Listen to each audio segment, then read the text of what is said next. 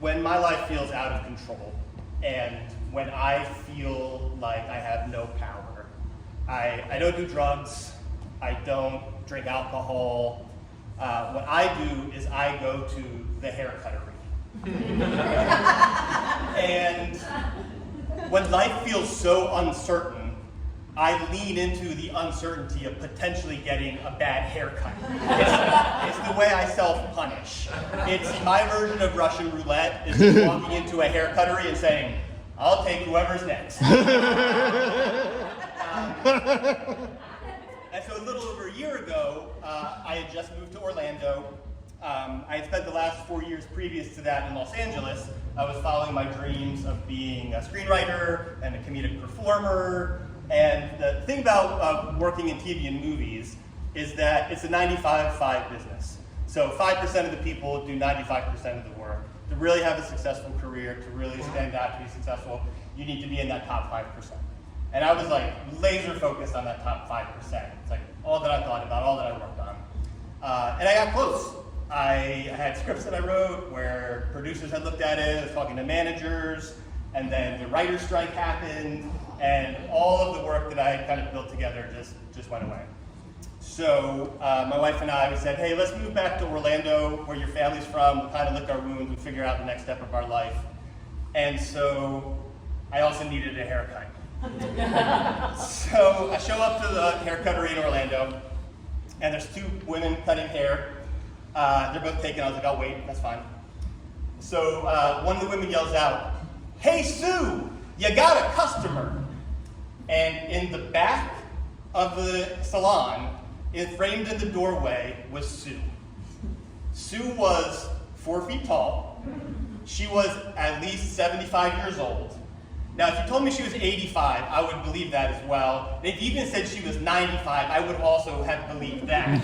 Just from a distance, she just looked much too small and frail to even hold a pair of scissors to cut hair. But I was ready to get a bad haircut. I was like, I'm not gonna get out of this chair. Let's see what Sue's gonna do. So I sat down in Sue's chair, and she's walking from the back, except she's not walking, she's shuffling. Like her feet never leave the ground. And I'm like, I can get up and leave. I'm an adult, I'm a grown man. If I think I might get a bad haircut, I can leave right now. But I don't, because I literally want to see what happens out of self-punishment. So I was sitting in her chair, and she goes, yeah, you know, I moved to Florida from New York City back when I was 21 years old.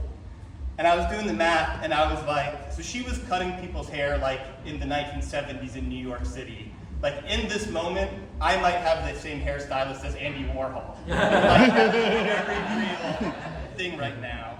So I told her, I was like, hey, I have a side part right here. I'd like to keep the side part, just take some of the hair off the sides and make it a little bit shorter on the top. She goes, okay.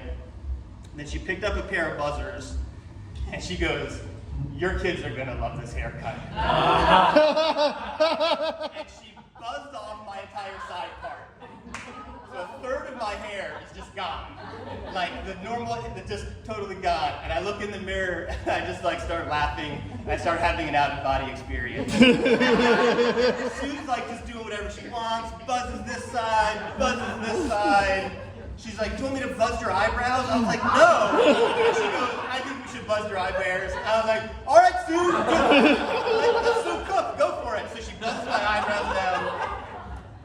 And the haircut's over, I pay for it, I step outside, and I've got a mohawk, and my eyebrows are all thin, and my feet are firmly planted on rock bottom.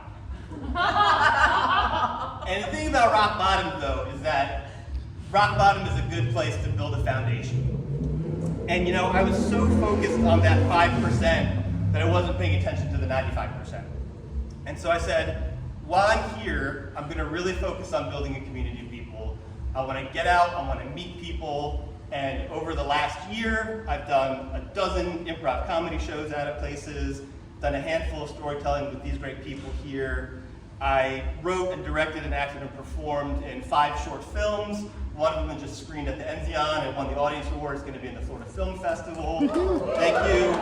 And so I was really feeling empowered that I took it upon myself to get out of that doldrum.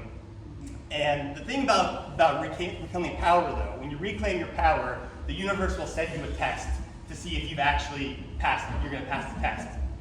So I don't know if you can tell, I have a chipped tooth. I chipped it in 7th grade in music class. I got hit with a clave. Since then, I've had bonding that had covered the tooth. And in July, the bonding fell out of my tooth. So my wife was like, I'll make you a dentist appointment. We didn't have a dentist yet, so I was like, cool. So she makes me a dentist appointment. I go to the appointment, and it's 2 doors over from that hair cuttery. And I'm like, all right, well, I don't like that to start. But I walk in, fill out the paperwork, and the dental hygienist, she takes me in the back, she's starting to do x-rays. And she goes, while she's doing the x-ray stuff, she goes, so is your great-great-great-great-granddaddy the guy who wrote the Bible? Which is a weird question, right? Yeah. It's a weird question for someone to ask you, like why you're getting your teeth cleaned. But my last name is Tindale. There's a version of the Bible called the Tindale Bible. So she was just really excited to talk about religion with me. And if you're wondering when is the time you're the most religious, it's when someone has their fingers in your mouth asking you about the Bible. I was like, I love the Bible too. It's great. So I get my x-rays, she leaves. The dentist comes in, he looks at my teeth for like a few minutes, and then he leaves. And she comes back and she goes, so what the dentist wants to do is he wants to shave down your 2 front teeth, and we're going to replace them with veneers. So she was telling me she wanted to shave down 95% of my teeth to give me back my 5%. And so in that moment, I stood up and I walked out, and it was something I couldn't do a year earlier, but I was empowered to do it that day.